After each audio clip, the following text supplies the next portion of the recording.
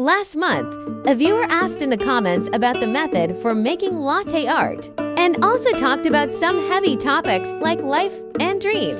Achieving dreams has never been an easy task, but I admire every young person who holds onto their dreams. Not like me, just eating and sleeping every day, sleeping when I'm full and eating when I wake up. All I can do is share a budget-friendly setup and technique for making coffee latte art. Enough talk, let's get started. 山羊如入的咖啡课堂。 To create the perfect milk foam, there are 3 key points: milk, temperature, and technique. Talking about the milk later, 60 degrees Celsius is ideal. As for the technique, it can be roughly divided into 3 steps: aerating, breaking the bubbles, and texturing. The first step, aerating, involves using tools like a steam wand or milk frother to draw air into the milk from the surface of the liquid, forming large bubbles. The second step, breaking, involves lowering the tool's head beneath the surface of the liquid to break up the large bubbles of air that were just introduced. The third step, texturing, involves adjusting the angle of the tool to create a vortex in the milk. This further crushes the small bubbles floating on the surface and distributes them evenly throughout the milk. In this way, you will obtain a jug of milk foam that is smooth on the surface, has good fluidity, and is suitable for latte art. Now move on to demonstration. First, place the tip of the milk frother approximately in the position shown in the image. Then turn on the frother to start aerating. I use the first gear for aerating for 3 seconds before submerging the tip below the surface of the liquid to enter the breaking stage. As you can see, along with the hissing sound of the aerating phase, many large bubbles become visible. When you submerge the tip, the sound disappears, and the bubbles gradually get drawn into the center, slowly reducing until they vanish. At this point, it indicates that the bubbles have all been crushed into micro bubbles, and you can adjust the angle to start mixing. I lower the milk frother further and tilt it slightly, turn it up a notch. You can see that a very obvious vortex has formed in the milk jug. In this state, it can efficiently crush and mix the bubbles in the milk, making the milk foam silky smooth. The duration of these 3 steps and the gear settings depend on the tools you are using and the amount of milk. So the time and gear settings I provided are for reference only. Just remember that the duration of aerating determines the amount of air in the milk. A longer time creates thicker foam, while a shorter time produces thinner foam. The tip is not placed very low during the breaking stage, because the large bubbles have strong buoyancy and are mostly on the upper layer. This is to crush them first. If the vortex is too strong during the breaking stage, it may accidentally create large bubbles again. You can go back to the second stage to crush them. Regarding the temperature, I placed it on the induction stove to heat while operating in order to save time. Guys without an induction stove or thermometer can directly use a microwave on high for 30 seconds, or heat it to a temperature that is slightly hot to the touch, but not painful, and then proceed to froth the milk.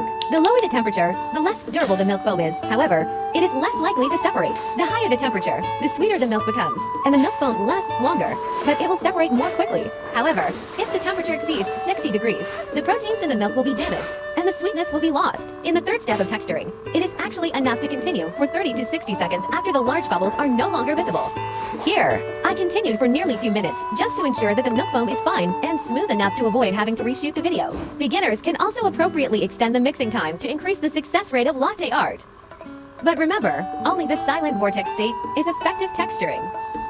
After finishing, remember to turn off the tool before pulling it out. Otherwise, you'll have some cleaning up to do later. At this point, the milk will begin to separate, meaning that the bubbles are rising to the top due to buoyancy. It becomes a beer-like state, making it impossible to create latte art properly. So we give it a table smash to break out any remaining large bubbles, and then continue to swirl the cup to create a vortex in the milk. This way, you can prevent the milk from separating. Then, you can start creating latte art. Tilt the cup, raise the milk to pour in, stirring while pouring, and then gradually lower it to reveal the pattern. The focus today is not on latte art. We'll save that for the next session. Let's fast forward. Using a needle to draw is considered etching, which is much simpler than pouring. Beginners can also try this boldly. For the black lines, you can use chocolate sauce. Remember to heat it in a water bath. Don't ask me why. At this point, some students might ask, if I don't have a coffee machine, can I still do this?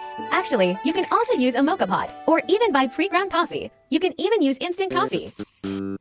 If the milk is frothed properly, you can create latte art with almost any colored liquid, instant coffee, cocoa powder, or even soy sauce. I recommend using freshly ground coffee. The flavor will be much better. Then use an inexpensive moka pot, like this one that my uncle got for free as a gift for purchasing insurance.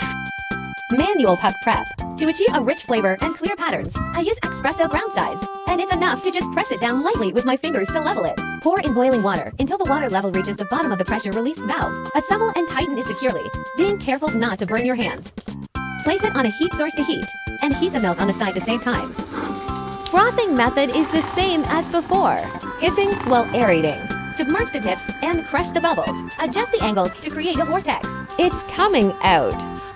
The moka pot will also produce golden foam, but it will dissipate quickly. Turn up the heat and pour it out as soon as you hear the sound. Steaming hot coffee. Delicious coffee. There isn't much crema left, but that's okay. Now, let's talk about how to determine the thickness of the milk foam. You can check how much the liquid level has risen in the container after frothing the milk. About 1 centimeter is sufficient. If it's more, it's too thick. And if it's less, it's too thin. If it's too thin, you can add a bit more air and froth it again. If it's too thick, you can scrape off some of the foam from the surface with a spoon. You can refer to this for the results of being too thick or too thin. You can also judge the thickness by observing the curvature of the foam as it approaches the edge of the cup. If it has a fat curvy tip, and then it's too thick. If it has no tips and flows like water, then it's too thin. This curvature of the tip feels just about right. The ideal milk foam is of appropriate thickness, well mixed without large bubbles, has a reflective surface, and good fluidity. Coffee made with a moka pot can also work, but the color is slightly lighter. Next, let's go over how to fix it if things go wrong. It's best to think about the design you want to create beforehand. Otherwise, you'll end up flustered like I did this time. Is it ding dong ji? Oh no, is it Rosetta? Oh, is it a swan? None of the above. It's fried chicken. If you made an ugly-ass image, you can straight up put a blob of milk foam on top and start etching. If you know how to draw, then basically, you can etch anything on top.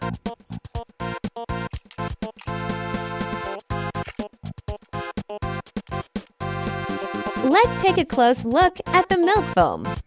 We can see that properly frothed milk doesn't have any large bubbles and instead have a very smooth and shiny surface. If you zoom in many times, you can see that this layer of milk foam is made up of numerous tiny bubbles.